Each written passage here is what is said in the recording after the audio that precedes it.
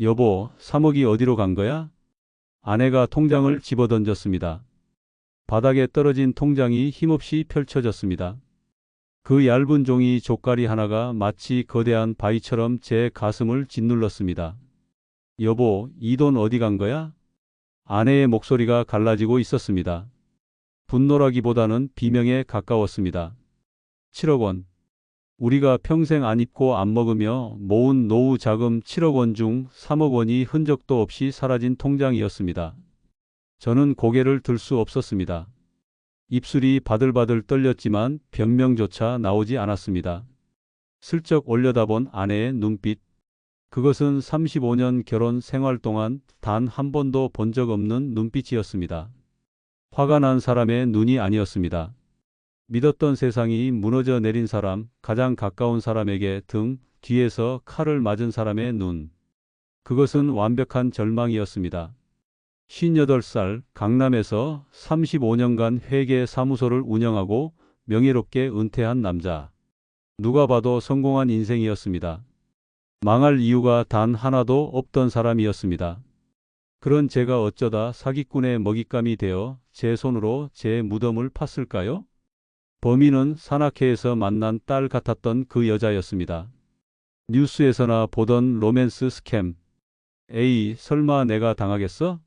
멍청한 사람들이나 당하는 거지.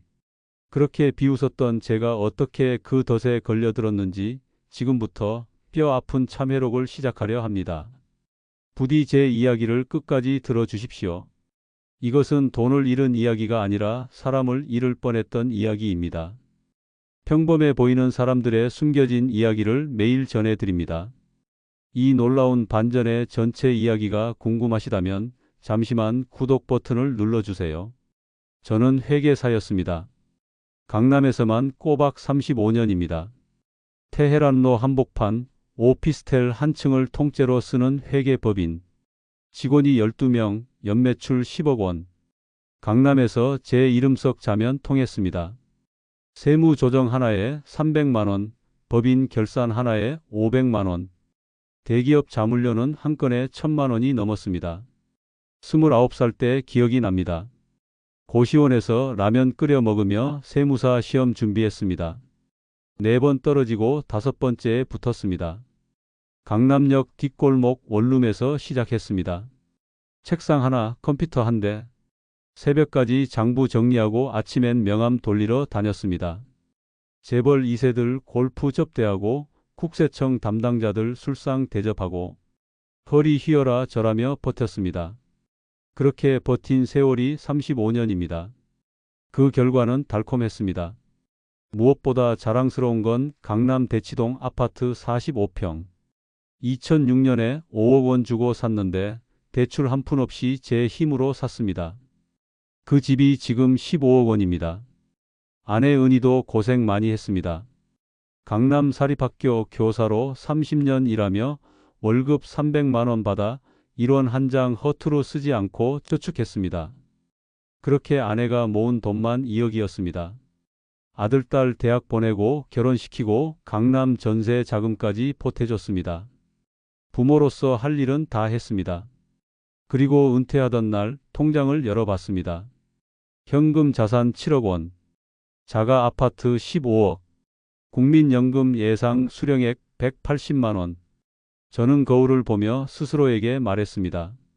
김성민 고생했다. 넌 승리자다. 완벽하게 준비된 은퇴다. 아내에게도 큰 소리쳤습니다. 여보, 이제 당신 고생 끝이야.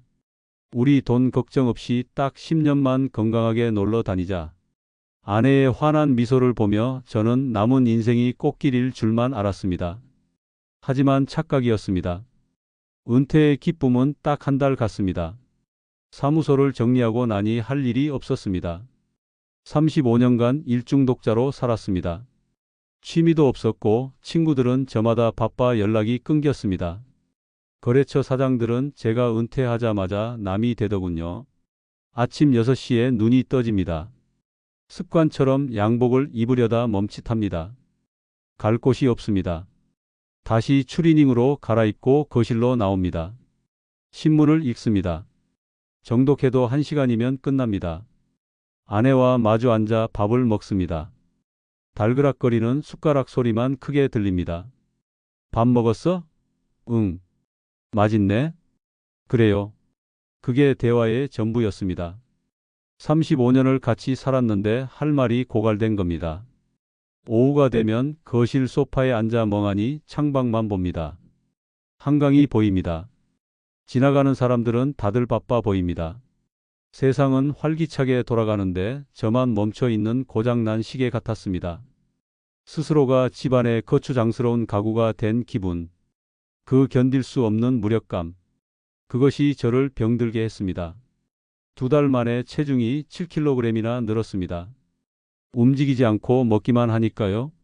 병원에 갔더니 당뇨 전 단계의 고혈압 경고를 받았습니다. 아내가 걱정스러운 얼굴로 말했습니다. 여보, 집에만 있지 말고 운동 좀 해요. 동네에 산악회 있다던데 거기가 좋대요. 등산. 젊었을 때 좀 다녔었지. 그래, 몸이라도 움직이자.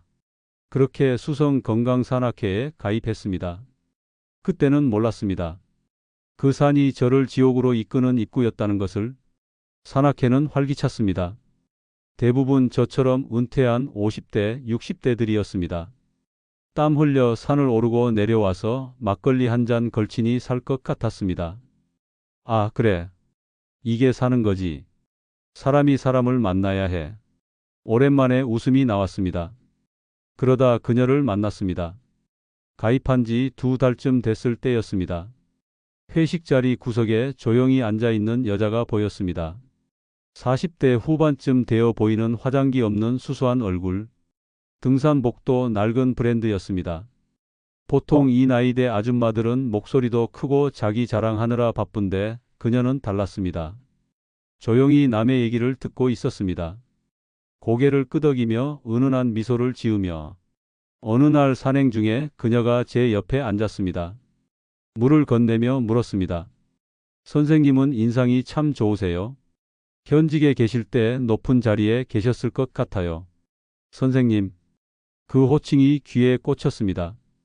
집에서는 투명인간, 거래처에서는 은퇴한 노인 취급받던 저를 그녀는 따뜻하게 선생님이라 불렀습니다. 회계 사무소 운영했어요. 강남에서 한 35년. 어머, 대단하시다. 전문가셨네요. 어쩐지 풍기는 분위기가 다르시더라. 별거 아닌 칭찬인 줄 알면서도 그 말이 굶주렸던 제 자존감을 채워줬습니다. 그녀는 자기 얘기를 털어놨습니다. 저는 옷가게 하다가 코로나 때 망했어요. 남편은 5년 전에 빚만 남기고 도망갔고요. 지금 이혼하고 혼자 딸 키워요. 고등학교 2학년 딸 하나 보고 산다고 했습니다. 그 모습이 짠했습니다. 제 딸 수연이 생각도 나고 험한 세상에 여자 혼자 아이 키우며 산다는 게 얼마나 힘들까? 측은지심이 들었습니다. 그렇게 석 달이 지났을 무렵 변화가 생겼습니다. 산행이 끝나고 그녀가 쭈뼛거리며 저를 불렀습니다. 선생님, 저 염치 없지만 상담 좀 할 수 있을까요? 카페에 마주 앉은 그녀가 조심스럽게 입을 열었습니다. 선생님, 혹시 부동산 투자해 보신 적 있으세요? 부동산? 아파트 한 채 사본 게 전부지. 그녀가 휴대폰을 꺼내 보여줬습니다. 저 요즘 소액으로 부동산 투자하고 있어요. 딸 대학 보내려면 파출부로는 안 될 것 같아서요. 수익이 괜찮거든요. 화면에는 투자 수익 내역이 빼곡했습니다. 500만 원 투자에 30만 원 수익, 1천만 원 투자에 80만 원 수익. 어떻게 하는 건데? 지인이 부동산 경매 전문가거든요. 그분이 좋은 물건 나오면 알려줘요. 몇 명이서 돈 모아서 사고 3개월 안에 팔면 수익 나눠 갖는 거예요. 그녀의 눈빛이 진지했습니다. 선생님도 해보시면 어때요? 저 혼자 하기엔 아까워서요. 선생님께 좋은 거 있으면 꼭 알려드리고 싶었어요. 그 순간 제 머릿속에서 경고음이 울렸습니다. 아니지. 이런 거 함부로 하는 거 아니야. 세상에 공짜는 없어. 하지만 그녀의 따뜻한 눈빛을 보니 의심이 눈 녹듯 사라졌습니다. 생각해 볼게요. 집에 돌아와서도 그 생각뿐이었습니다. 아내에게 말할까? 아니야. 말하면 난리 날 거야. 일단 소액으로 한번 해보고. 머릿속에서 천사와 악마가 싸웠습니다. 결국 저는 그녀에게 문자를 보냈습니다. 좋은 물건 나오면 알려주세요. 한번 해보고 싶습니다. 답장이 바로 왔습니다. 감사합니다, 선생님. 제 은인이에요. 꼭 좋은 결과 있을 거예요. 그때는 몰랐습니다. 그 문자 한 통이 제 인생을 나락으로 떨어뜨릴 줄은.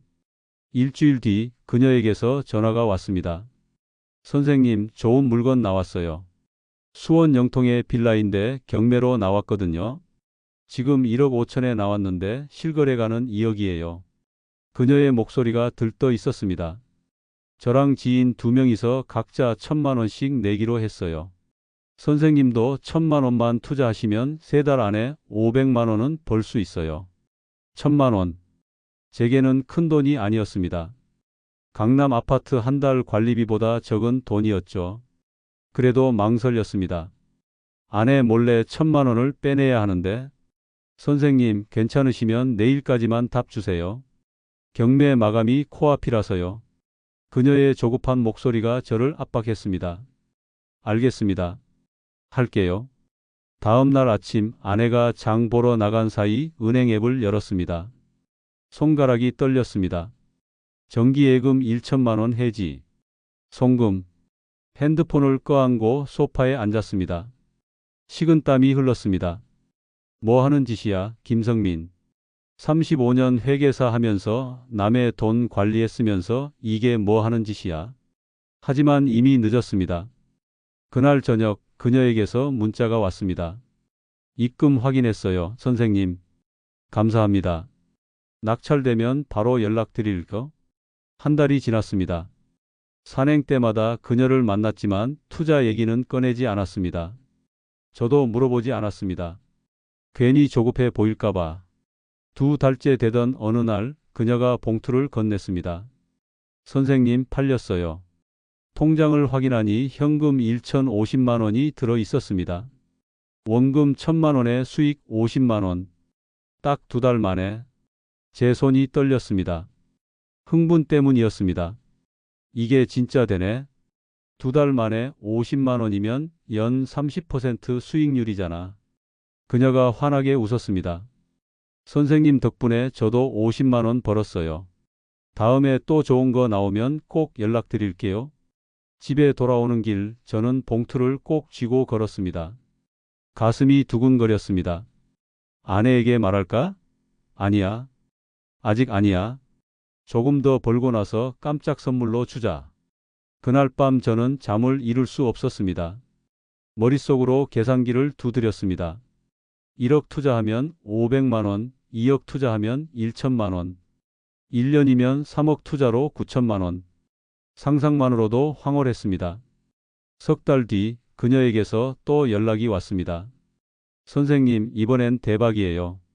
분당에 오피스텔이 나왔는데 수익률이 훨씬 좋아요. 얼마나 필요한데요? 이번엔 규모가 좀 커요. 저는 3천만 원 넣었어요. 선생님도 같이 하시면 좋을 것 같아서요. 3천만 원. 처음보다 3배였습니다. 하지만 저는 망설이지 않았습니다. 지난번에 확실히 받았으니까요. 알겠습니다. 할게요. 이번에도 아내 몰래 정기예금을 해지했습니다. 3천만 원 송금. 2달 뒤 그녀는 약속을 지켰습니다. 3,150만 원. 원금에 수익 150만 원을 더해 돌려줬습니다. 이번에도 정확했습니다. 저는 그녀를 완전히 믿게 되었습니다. 이 여자는 진짜야. 확실해. 말도 안 되게 성실하고 정직해. 그 신뢰가 제 목을 조르는 올가미가 되리라곤 꿈에도 몰랐습니다. 집에서는 여전히 투명 인간이었지만 산악회에서는 달랐습니다. 그녀는 저를 선생님이라 불렀고 저는 그녀의 은인이었습니다. 아내는 저와 눈도 마주치지 않았습니다. 밥 먹을 때도 텔레비전만 봤습니다. 집에서는 찬밥 신세, 밖에서는 은인 대접. 저는 점점 그 달콤한 인정에 중독되어 갔습니다. 그로부터 한 달 뒤 그녀에게서 또 연락이 왔습니다. 선생님, 이번 거는 진짜 대박이에요. 평촌의 상가 건물인데 급매로 나왔거든요. 얼마나 필요한데요? 이번엔 좀 큰 금액이에요. 제가 5천만 원 넣었어요. 선생님도 1억 정도 투자하시면 3개월 안에 최소 500만 원은 버실 거예요. 1억 원. 숨이 턱 막혔습니다. 지금까지와는 차원이 다른 금액이었습니다. 1억이요? 그건 좀. 선생님, 이번 기회 놓치시면 진짜 아까워요. 저도 제 전 재산 넣었어요. 선생님 믿으니까요. 그녀의 목소리에 절박함이 묻어났습니다. 생각 좀 해볼게요. 전화를 끊고 한참을 고민했습니다. 1억이면 큰 돈이지. 하지만 지금까지 2번 다 성공했잖아. 이 여자 확실해. 머릿속에서 천사와 악마가 또 싸웠습니다. 결국 저는 은행으로 갔습니다. 정기예금 1억 원을 해지했습니다. 송금 버튼을 누르는 순간 손가락 끝이 차가웠습니다. 그날 저녁 아내가 이상한 눈빛으로 저를 쳐다봤습니다. 당신 요즘 뭐 하는 거예요? 응? 뭐긴 뭐야, 운동하지. 아내가 휴대폰을 꺼냈습니다. 당신 산악회에 젊은 여자도 있다며? 누가 그래? 동네 사람들이 다 봤대요. 카페에서 뭔가 주고받고. 제 등에서 식은 땀이 흘렀습니다. 그냥 회원이야. 등산 친구. 아내의 눈빛이 날카로웠습니다. 거짓말하는 거 다 티 나요. 당신 지금 뭔가 숨기고 있잖아요. 아무것도 없어. 의심하지 마. 저는 화를 내며 방으로 들어가 버렸습니다. 첫 번째 경고였습니다. 일주일 뒤 아들 민수에게서 전화가 왔습니다. 아버지, 저 드릴 말씀이 있어요. 뭔데? 어머니가 아버지 바람 피우는 것 같다고 걱정하세요. 뭐 숨기는 거 있으세요? 아들의 진지한 목소리에 가슴이 철렁했습니다. 아무것도 없다. 어머니한테 그냥 운동 친구라고 전해. 정말요? 아버지, 우리 가족 지키셔야 해요. 전화를 끊고 나니 손이 떨렸습니다. 두 번째 경고였습니다. 며칠 뒤 딸 수연이가 집에 들렀습니다. 아빠, 통장에서 돈이 뭉텅이로 빠져나가는데 무슨 일이야? 생활비지 뭐. 1억이 생활비예요? 아빠, 무슨 일 있는 거 맞죠? 딸의 걱정스러운 눈빛을 외면했습니다. 걱정 마. 아빠가 알아서 한다. 세 번째 경고였습니다.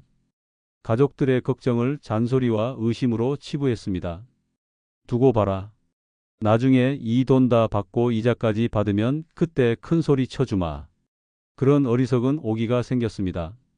한 달 뒤 그녀는 또 약속을 지켰습니다. 1억 200만 원을 돌려받았습니다. 원금의 수익 200만 원. 세 번째 성공이었습니다. 저는 이제 확신했습니다. 이 여자는 진짜야. 세상에 이렇게 정직한 사람이 어디 있어. 아내에게 말할까 싶었습니다. 자랑하고 싶었습니다. 여보, 내가 투자해서 벌었어. 나 좀 봐줘. 하지만 그러지 못했습니다. 아내가 화낼 게 뻔했으니까요. 조금만 더 벌고 나서 말하자. 그렇게 저는 늪 속으로 깊이 빠져들고 있었습니다. 산악회에서 그녀를 볼 때마다 가슴이 뛰었습니다. 돈 때문이 아니었습니다. 선생님, 오늘도 멋지세요. 선생님 덕분에 제 딸이 희망을 갖게 됐어요. 그 말 한마디, 그 따뜻한 눈빛 하나가 저를 살아있게 만들었습니다. 집에서는 아무도 저를 보지 않았지만 그녀는 저를 봤습니다. 집에서는 아무도 제 말을 듣지 않았지만 그녀는 제 말에 귀 기울였습니다. 그게 바로 덫이었습니다. 외로움이 만든 가장 치명적인 덫. 그리고 운명의 전화가 걸려왔습니다. 밤 11시였습니다. 그녀의 목소리는 떨리고 있었습니다. 선생님, 저 지금 응급실이에요. 무슨 일이에요? 딸이 쓰러졌어요. 전화기 너머로 울음소리가 들렸습니다. 루푸스래요. 희귀병이라고, 자가면역 질환이라고. 당장 치료 안 하면 신장이 망가진대요. 제 가슴이 철렁 내려앉았습니다. 치료비가 얼마나 드는데요? 2억이요. 2억 원이 필요해요. 수술비에 입원비에 앞으로 평생 약 먹어야 한대요. 그녀가 오열했습니다. 선생님, 저 어떡해요? 제가 가진 거라곤 투자한 돈 5천만 원밖에 없어요. 친정도 없고 빌릴 데도 없고 신용 불량자라 대출도 안 된대요. 선생님, 저 정말 어떡하죠? 전화를 끊고 나니 머릿속이 하얗게 변했습니다. 2억 원. 제 전 재산의 거의 3분의 1. 이걸 주면 남는 건 5억분. 하지만 안 주면 19살 아이가 죽는다는데 머릿속에서 전쟁이 벌어졌습니다. 미쳤어. 2억을 어떻게 줘? 가족한테 말도 못하고. 하지만 다른 목소리가 속삭였습니다. 사람 목숨이잖아. 그것도 딸 같은 애가. 그리고 지금까지 3번 다 갚았잖아. 이 여자는 확실해. 사흘 밤낮을 고민했습니다.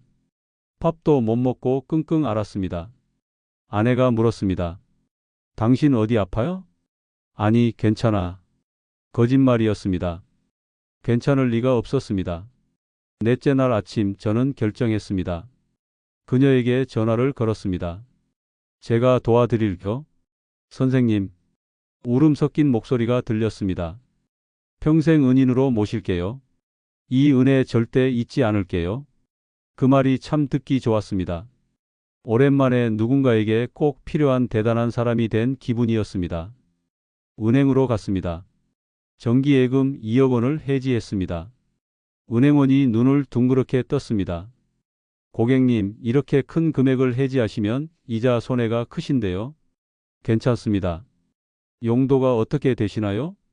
딸 결혼 자금입니다. 또 거짓말을 했습니다. 거짓말은 점점 쉬워졌습니다. 휴대폰을 꺼내 계좌번호를 입력했습니다. 송금 버튼을 누르는 순간 손가락 끝이 찌릿했습니다. 그게 몸이 보내는 마지막 비명이었을 겁니다. 하지만 저는 눌렀습니다. 전송 완료. 그 순간 제 인생의 35년도 함께 전송되어 사라졌습니다. 집으로 돌아오는 길 다리가 후들거렸습니다. 현관문을 열고 들어섰는데 힘이 풀려 주저앉았습니다. 내가 지금 뭘 한 거지?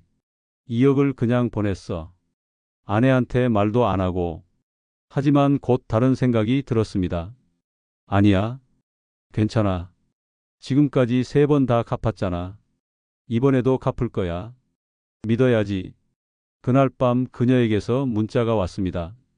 선생님, 감사합니다. 덕분에 우리 딸 수술 받을 수 있어요. 평생 잊지 않을게요. 회복되면 꼭 인사드리러 갈게요. 저는 그 문자를 읽으며 스스로를 다독였습니다. 잘했어, 김성민. 사람 목숨 살렸어. 너는 좋은 사람이야.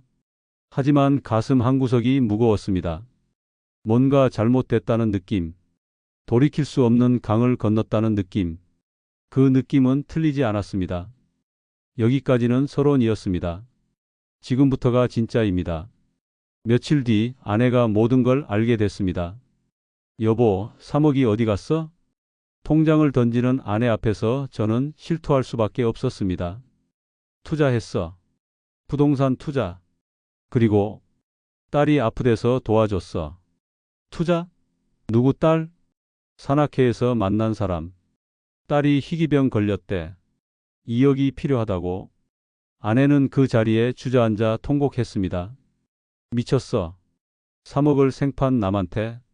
나한테 말 한마디 안 하고. 당장 전화해. 당장 돌려받아. 안 그러면 나 이 집 나갈 거야. 떨리는 손으로 그녀에게 전화를 걸었습니다. 뚜뚜뚜. 신호는 가는데 받지 않았습니다. 다시 걸었습니다. 또 받지 않았습니다. 문자를 보냈습니다. 답이 없었습니다. 카톡을 보냈습니다. 읽음 표시도 뜨지 않았습니다. 등골이 서늘해졌습니다. 설마. 산악회 회장에게 전화했습니다. 회장님, 박소영 씨 아세요? 소영 씨? 아, 그 사람. 2달 전에 탈퇴했는데 전화번호도 바꿨을걸. 심장이 멎는 것 같았습니다. 경찰서로 뛰어갔습니다. 형사가 서류를 뒤적이다가 한숨을 쉬었습니다. 선생님, 이거 못 잡습니다. 뭐가요? 이름 가짜, 주소 허위, 통장은 대포 통장, 폰은 선불폰. 전형적인 로맨스 스캠이에요. 그러더니 형사가 조심스럽게 말했습니다. 그리고 선생님, 이건 좀 마음의 준비를 하시고 들으셔야 하는데요. 형사가 녹음 파일을 틀었습니다. 공범끼리 통화한 내용이라고 했습니다. 야, 그 수석 노인네 어때? 완전 호구야. 냄새 나는 늙은이가 선생님 하니까 좋다고 돈 갖다 바쳐. 크크, 얼마나 더 뜯을 수 있어? 이미 3억 넘게 받았으니까 이제 튀어야지. 병원비 타령하면 눈물 줄줄 흘리면서 보내더라. 웃음소리가 들렸습니다. 그녀의 웃음소리였습니다. 진짜 불쌍해. 집에서 대접 못 받으니까 나한테 매달리는 거야. 외로운 노인네들 호구 잡기 딱 좋아. 녹음이 끝났습니다. 저는 그 자리에서 움직일 수 없었습니다. 냄새 나는 늙은이, 호구, 외로운 노인네. 제가 은인이라고 생각했던 그 시간, 그녀는 저를 그렇게 부르고 있었습니다. 형사가 조용히 말했습니다. 마음 단단히 드세요. 이 사람들 처음부터 선생님을 노린 겁니다. 로맨스 스캠. 그 단어가 제 머리를 망치로 때렸습니다. 딸이 아픈 것도, 부동산 투자도, 맹장염도 전부 거짓말이었습니다. 소액 투자 수익도 미끼였습니다. 자기 돈을 돌려준 척하며 신뢰를 쌓은 것뿐이었습니다. 저 혼자 은인 놀이에 취해 돈을 갖다 바친 꼴이었습니다. 집에 돌아오니 아내가 짐을 싸고 있었습니다. 여보, 미안해. 내가 잘못했어. 말 걸지 마요. 아내는 뒤도 돌아보지 않고 캐리어를 끌고 나갔습니다. 쾅! 현관문이 닫혔습니다. 그 소리가 제 인생의 문이 닫히는 소리 같았습니다. 텅 빈 집. 저는 거실 소파에 주저앉았습니다. 3억. 평생 모은 돈 3억이 한순간에 사라졌습니다. 하지만 더 큰 문제는 돈이 아니었습니다. 아내의 신뢰, 자식들의 존경, 가족의 사랑. 돈보다 훨씬 소중한 모든 것이 함께 사라졌습니다. 저는 그 자리에서 한 발짝도 움직일 수 없었습니다. 지옥이 시작되었습니다. 지옥이 시작되었습니다. 텅 빈 집. 저는 거실 소파에서 한 발짝도 움직일 수 없었습니다. 밥도 먹지 않고 씻지도 않고 시체처럼 누워만 있었습니다. 일주일 만에 체중이 4kg이나 빠졌습니다. 거울 속에 비친 저는 70대 노인처럼 늙어버렸습니다. 아들에게서 전화가 왔습니다. 아버지, 제 정신이에요? 우리 가족 다 망했어요. 어머니가 얼마나 우시는 줄 아세요? 목소리가 떨리고 있었습니다. 분노보다는 실망에 가까웠습니다. 민수야, 미안하다. 아빠가 정말 미안하다. 미안하다고 돈이 돌아와요? 미안하다고 어머니 마음이 돌아와요? 전화가 끊겼습니다. 딸 수연이도 울면서 전화했습니다. 아빠가 그런 사람인 줄 몰랐어. 정말 실망이야. 내가 존경하던 아빠는 어디 갔어? 수연아, 아빠가. 말 안 해도 돼요. 난 아빠 얼굴도 보기 싫어요. 뚜뚜뚜. 전화가 끊어졌습니다. 가족의 신뢰, 자식들의 존경, 아내의 사랑. 돈 3억보다 더 소중한 모든 것이 산산조각 났습니다. 밤이 되면 잠이 오지 않았습니다. 눈을 감으면 그녀의 웃음소리가 들렸습니다. 수석 노인네 완전 호구야. 냄새 나는 늙은이. 그 말이 귓가에서 맴돌았습니다. 병원에서는 우울증이라고 했습니다. 혈압은 160까지 치솟았습니다. 약을 먹어도 효과가 없었습니다. 그냥 이대로 죽어버릴까? 베란다 난간을 보며 몇 번이나 생각했습니다.